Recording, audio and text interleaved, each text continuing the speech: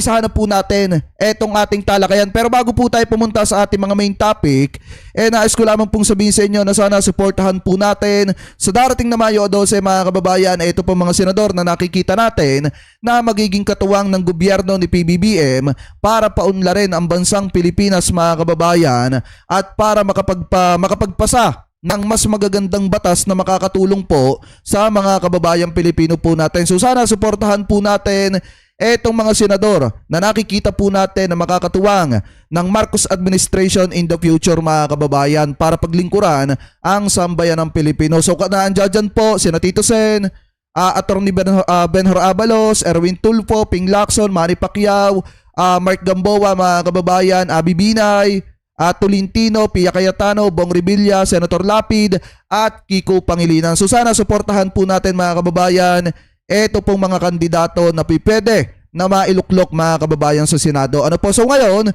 punta na po tayo mga kababayan dito po sa topic na mga nakita po natin na kung saan ano nangyari? Ano ang nangyari kay Congressman Rodante Marcoleta? Kapag kasi siya mga kababayan ng babatikos, napakagaling po niya. Pero kapag siya ang binabatikos mga kababayan, ang gagalaiti po siya at galit na galit po siya. Kita nyo ha, ito yung isang patunay mga kababayan na kapag siya ang pupuna sa gobyerno, napakagaling po niya. Pero kapag siya ang pinupuna ng mga kababayang Pilipino po natin, especially na mga kasamahan kong vlogger mga kababayan, nang gagalaiti po siya at galit na galit po siya. Saan ka ba naman nagkatala, tumatakbo kang senador? Sasabihin mo sa mga kababayang Pilipino natin na kapag yung mga politiko ay nagbigay ng ayuda kung maaari, huwag tanggapin para maging sampal yon sa mukha ng mga kababayan po natin na politiko na nagmamagandang loob. Lagi ko naman sinasabi ito sa inyo mga kababayan kahit noong 2022 pa lang. Kapag kami nagbigay ng ayuda, tanggapin nyo. Kasi sabi ko nga sa inyo, pera ng taong bayan yan. Pera po ninyo yan mga kababayan. Ngayon, nasa sa inyo na lang kung sino yung iboboto ninyo or hindi. Kasi kung titingnan natin mga kababayan, ito sinasabi ni Congressman Rodante Marcoleta na huwag tanggapin yung ayuda kasi nga namimihasa daw yung mga politiko na namimigay ng ayuda mga kababayan. Ano ba ang pipiliin natin? Yung mga politiko na hindi namimigay ng ayuda pero ibinubulsa yung pera ng taong bayan, or yung mga politiko na nagbibigay ng ayuda at kahit papaano napapakinabangan ng sambayan ng Pilipino. 'Di ba mga kababayan, lagi natin itong sinasabi. Kapag kami nagbibigay ng ayuda, tanggapin nyo. Pero nasa sa inyo pa rin kung sino yung mga iboboto ninyo. So ngayon, nagkaroon ako ng interest mga kababayan nung nakita ko etong balitang ito. Galing po dito sa Newsweeds na kung saan mga kababayan, eto daw si Congressman Rodante Marcoleta ay binanatan daw etong si Speaker or Speaker of the House Representative na si Martin Romualdez mga kababayan. Ngayon, hinanap natin yung video na talagang binabanatan niya nga etong si House Speaker at ito po yung nakita natin mga kababayan.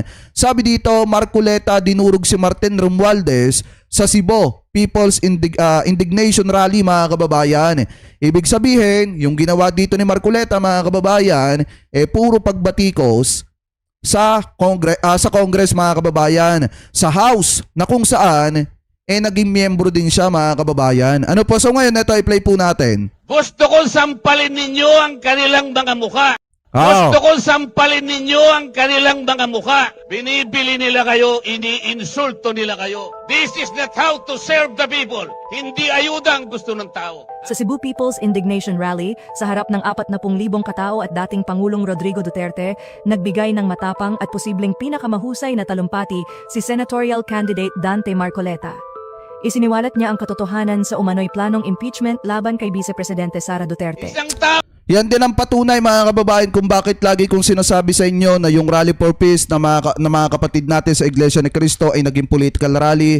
Kasi ang intensyon naman talaga mga kababayan, nung nagsalita na etong si Congressman Rodante Marcoleta ay ipagtanggol etong si Sara Duterte sa impeachment mga kababayan at batikusin etong ginagawang investigasyon ng Kamara mga kababayan na pumapatungkol din sa palpak na pamumuno ni dating Pangulong Rodrigo Duterte nung siya ay presidente pa gawa nung kanyang war on drugs mga kababayan at nung kanyang AJK na marami sa mga kababayang Pilipino na pobre na katulad po natin ang binawian ng buhay. So ngayon, kung titingnan nyo mga kababayan, paulit-ulit lang din yung sinasabi po niya na pagtatanggol dito kay Sara Duterte. Kaya nga mga kababayan, sabi ko sa inyo, kung titingnan natin at kung papakinggan natin yung laging sinasabi ni Commodore J. Tariela, piliin po natin yung mga kandidato mga kababayan na pro-Pilipinas. Ano po, pro-Pilipinas, at wag nating hayaang makapasok yung mga pro-China.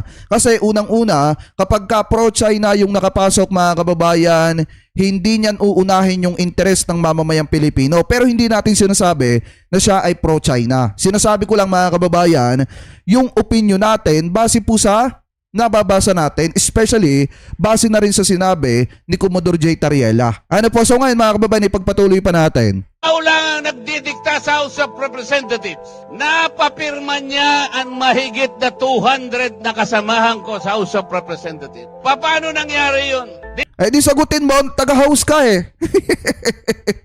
Di ba mga kababayan, natural, alam niya ang sagot, taga-house siya eh. Di ba? Taga-Congress siya. Pero na lang kung hindi siya nagtatrabaho sa Congress, hindi niya alam yung sagot. Di ba mga kababayan, itinatanong niya, paano daw napapirma yung marami sa mga kongresista na ipa-impeach mga kababayan etong si Sara Duterte or naging dahilan para ma-impeach etong si Sara mga kababayan dyan daw po sa Kamara. Eh simple lang, kita mo naman yung isang naging pahayag ng malapit na kaalyado ni Sara Duterte kaya siya pumirma. Kasi nga mga kababayan, I think na ipalabas ko na sa inyo, na ipanood ko na sa inyo, sinasabi ng isang congressman na yon, si Congressman Doc Prasco, na kaya siya na pumirma kasi malalim po yung dahilan niya. Unang-una mga kababayan, sinasabi ni Congressman Doc Prasco na sobra yung ginawa ng mga social media influencer or yung mga vlogger ni Sara Duterte mga kababayan, ng mga Duterte dito po sa kanyang asawa. About po mga kababayan dun sa mga pagbatikos. And then, nung nakiusap, etong si Congressman Doc Prasco dito kay Sara Duterte na baka pwedeng pagsabihan yung mga malalapit na influencer, malalapit sa kanya, ang sagot daw ni Vice President, hindi daw niya kayang diktahan yung mga vlogger niya. Pero mga kababayan, take note, mini-meeting niya pa yon. Mini-meeting niya pa yung mga vlogger niya na yon. Ewan ko lang kung may picture ako dito noon. Tingnan natin. Kung hindi natin nabubura mga kababayan, hindi, nabura na pala natin. Mini-meeting niya pa yon kasama si Banat Bay, Coach Oli, Jay Guevara, and then yung iba pa mga kababayan. Tapos sasabihin niya hindi niya daw kontrolado yung mga vlogger niya. Imposible namang gumalaw yung mga vlogger niya nang wala po niyang basbas. Ano po, so ngayon ipagpatuloy pa natin. Hindi more than 200 representatives consult their constituents kung pipirma sila o hindi. They did not consult anybody. Sila lang ang desisyon kasi mawawalan daw sila ng project. Mawawalan sila ng akap. Mawawalan sila ng ayudang ibibigay para sa ganon ipamigay sa mga botante na akala nila'y mabibili nila ang boto ninyo. Sa mga matatapang na mamamayan ng Cebu, kung kaya po ninyong huwag tanggapin, huwag po ninyong tanggapin. Kung kaya po na huwag tanggapin, huwag tanggapin. Yan ba ay tamang sinasabi dun sa mga tao mga kababayan na ang iba sa mga kababayang Pilipino po natin ay natutuwa kapag may natatanggap na ayuda? Hindi ko sinasabi na lagi nating suportahan yung ayuda. Pero mga kababayan sa kabilang banda, hindi po pwedeng diktahan yung mga kababayang Pilipino natin kung tatanggapin ba nila yan o hindi. Kasi mga kababayan, kung tatanggapin nila yan, maganda. Kasi natitikman nila, napapakinabangan nila yung pera yung pera ng mga kababayang Pilipino po natin.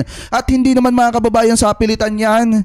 Kung binigyan sila ng ayuda, wala naman sinasabi na, eto yung ayuda, iboto mo ko ha. Wala namang ganon mga kababayan.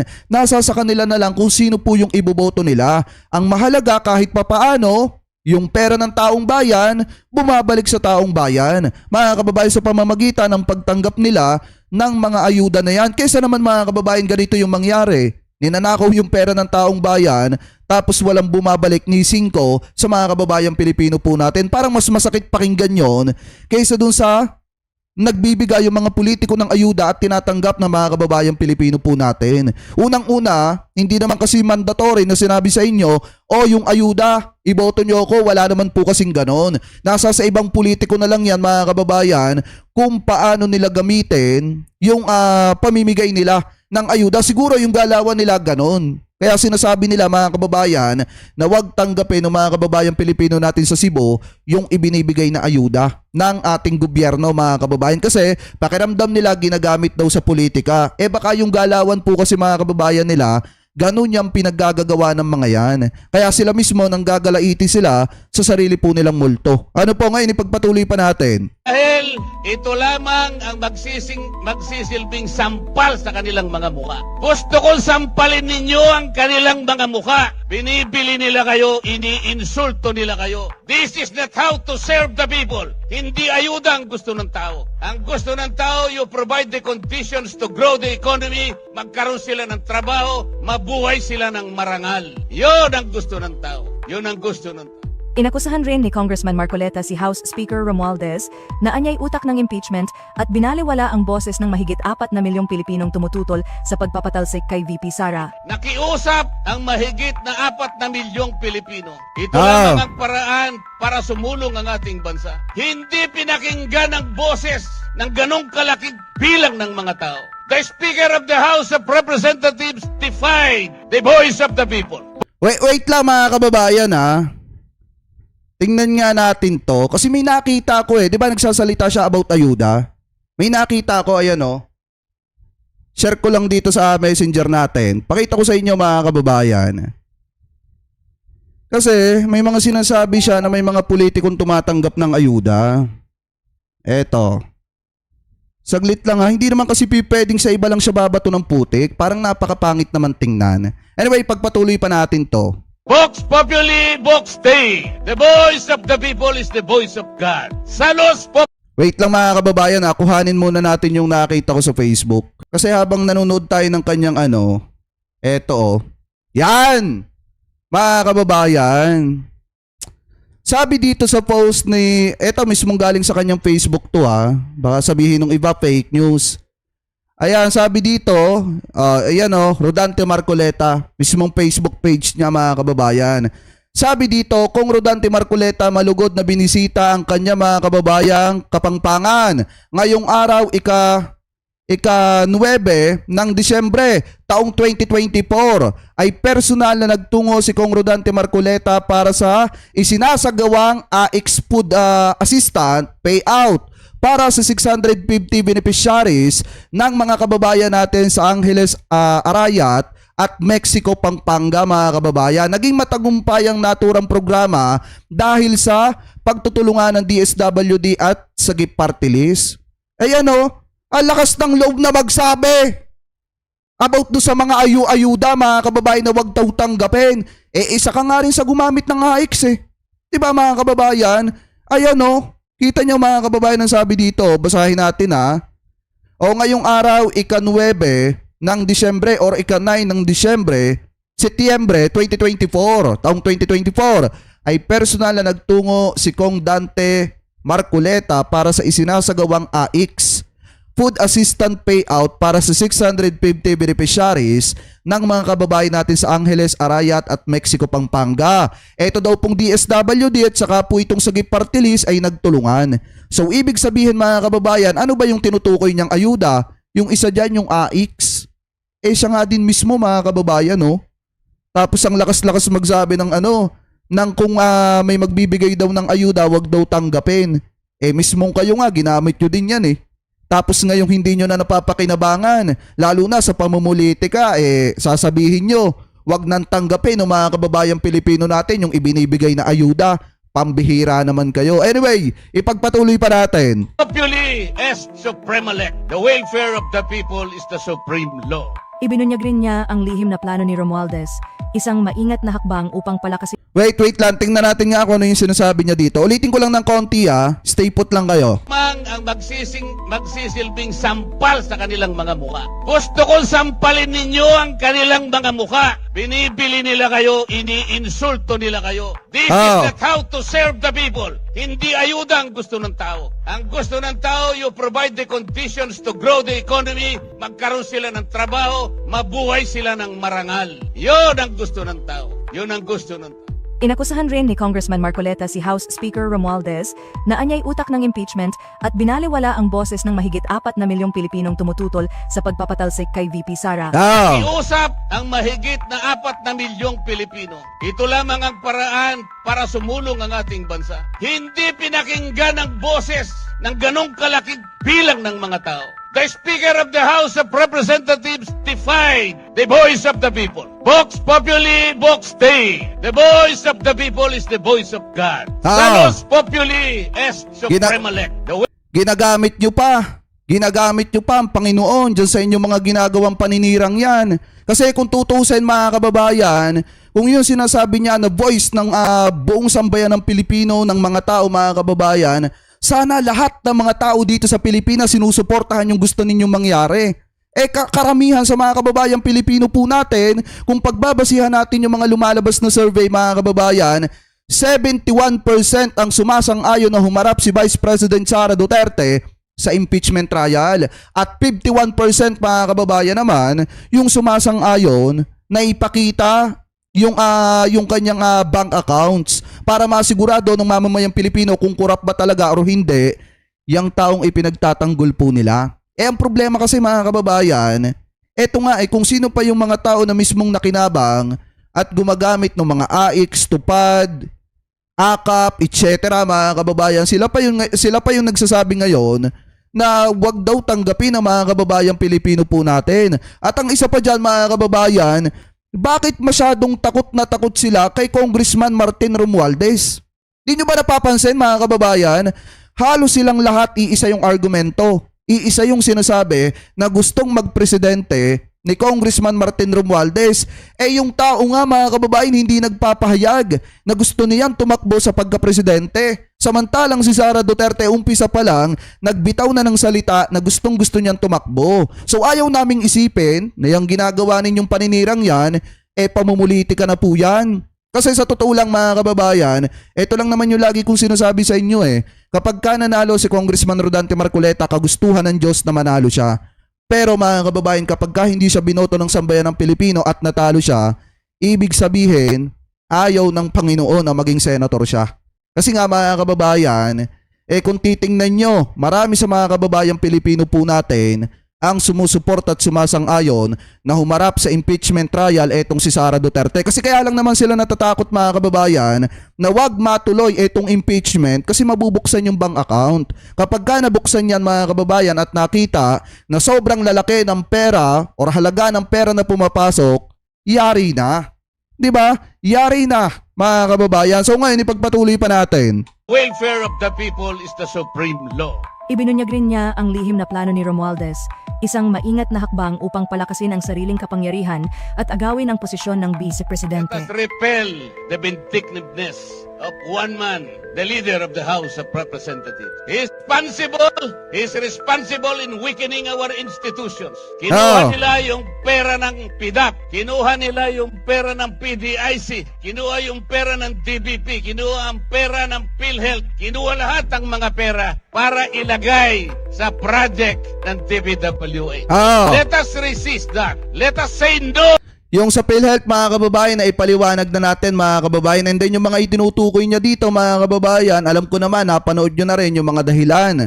Ano po, and then mga kababayan, oo nga pala, yung pinapakalat nila about dun sa 2025 budget mga kababayan, yung ipinapakalat nila na enroll bill. Ano po, yung enroll bill na wala daw pirma, lumabas na mga kababayan, at dun nga po sa lumabas mga kababayan ay may pirma. Ibig sabihin, yung ipinapakalat nila mga kababayan about do sa 2025 budget na sinasabi nilang may anomalya, isang malaking ka-fake newsan po pala. Kasi yung ipinapakita nila wala daw pirma Pero yung inilabas mga kababayan, I think ng GAA yun or ng DBM ay may pirma, may mga pirma na mga kababayan. So ibig sabihin, fake news yung ipinapakalat ng mga ito. At ngayon naman mga kababayan, ang kanilang argumento at pinapakalat naman, gusto daw maging vice presidente ni House Speaker Martin Romualdez. Tapos nung una, 'di ba, ipinapakalat nila gusto daw magpresidente ni House Speaker Martin Romualdez. Hindi ba kayo nagtataka?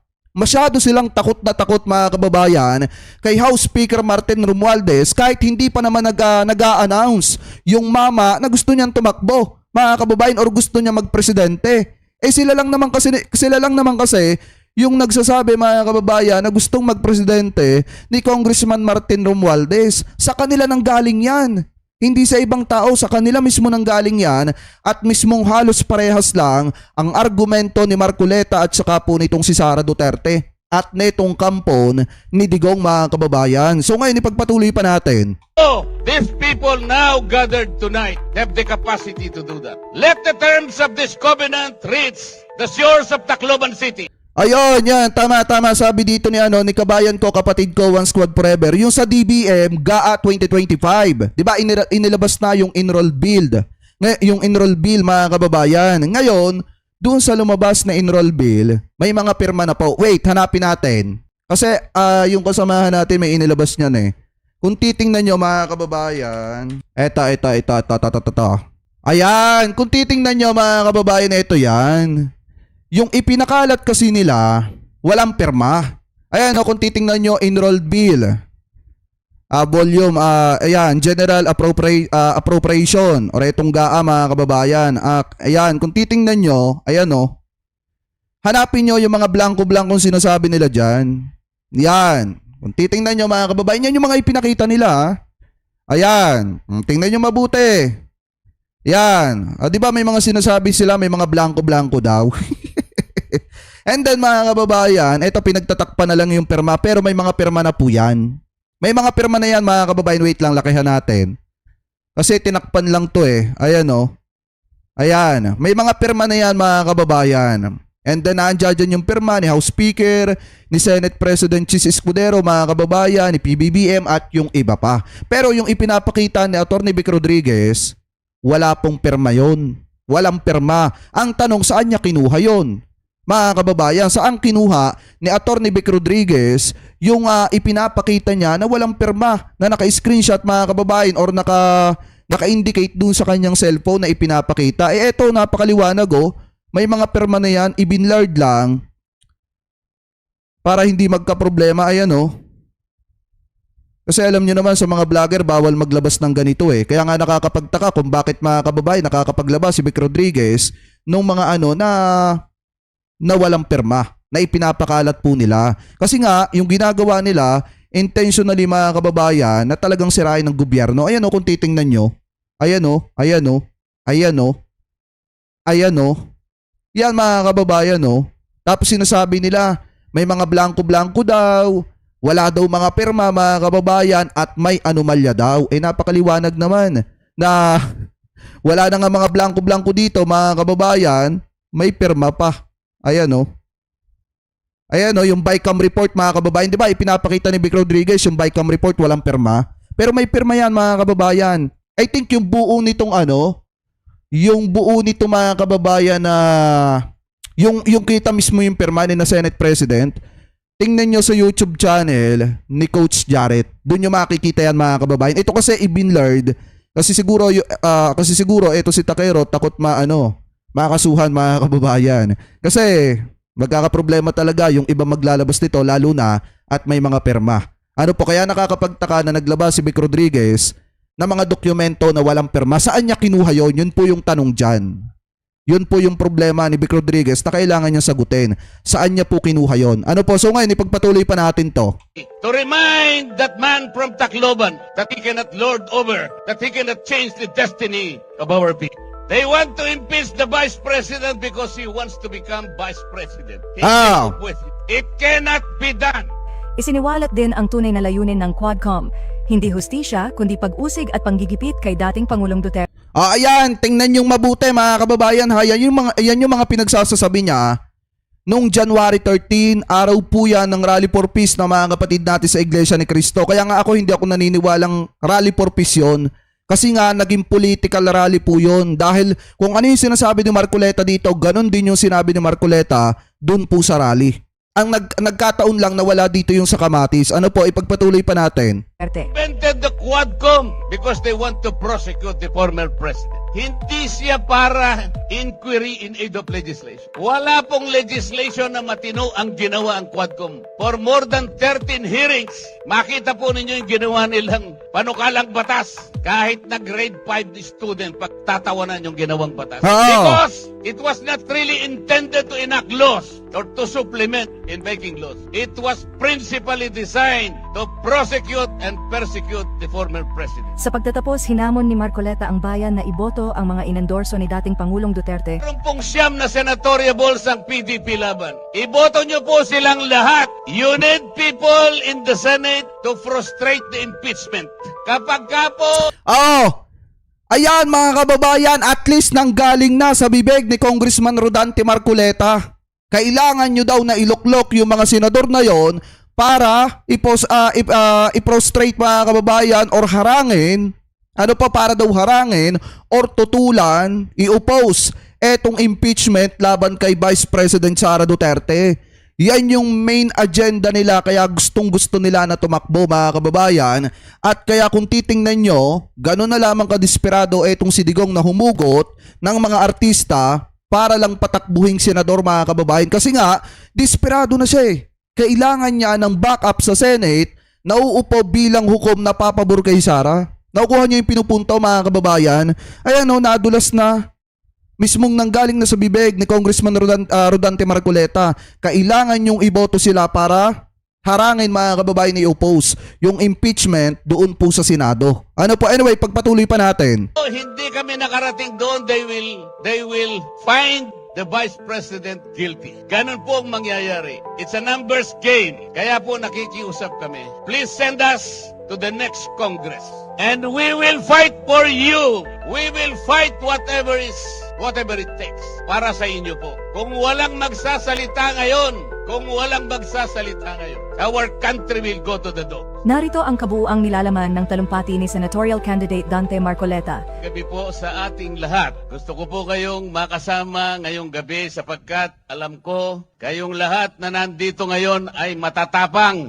Ayun na yun. Yung summarize mga kababayan, yung mga sinabi niya sa unahan ng bidyong ito, yun na yun. So kung titingnan yung mabuti mga kababayan, yung mga binitawang salitang yan ni Congressman Rodante Marcoleta ang isang dahilan kung bakit nababawasan siya ng mga taga-suporta at kung bakit hindi na siya sinusuportahan ng iba sa mga kababayang Pilipino po natin. Sapat na narinig natin mga kababayan yung isang matinding dahilan kung bakit dapat wag siyang iboto ng sambayan ng Pilipino. Bakit mga kababayan?